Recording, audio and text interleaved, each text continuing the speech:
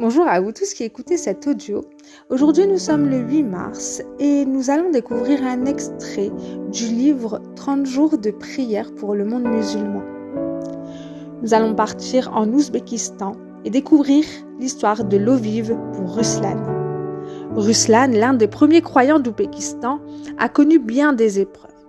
Battu et laissé pour mort par sa famille, arrêté et battu par la police, lapidé par la foule, néanmoins, l'église ouzbèque grandissait.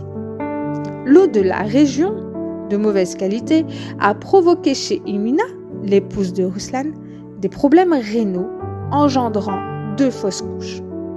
Tu vois ce qui arrive aux chrétiens, se moquaient ses voisines. Une ONG chrétienne a foré un puits et fourni une eau de qualité pour la région. L'église a approvisionné les villages alentours.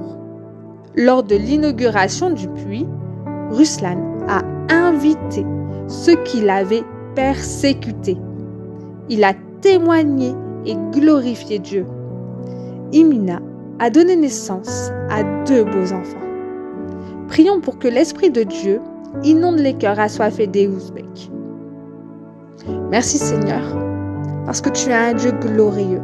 Parce que tu es un Dieu qui agit, parce que tu es un Dieu qui n'abandonne pas et surtout qui est surprenant. Pour toi, rien n'est impossible, Seigneur. Tu as utilisé les moqueries des voisins afin de montrer que tout est bon pour ceux qui croient en Dieu.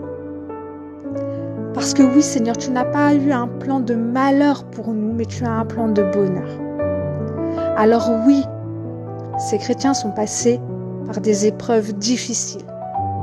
Ils ont approché la mort de très près. Mais toi, Seigneur, tu les as relevés, tu les as sauvés, Seigneur.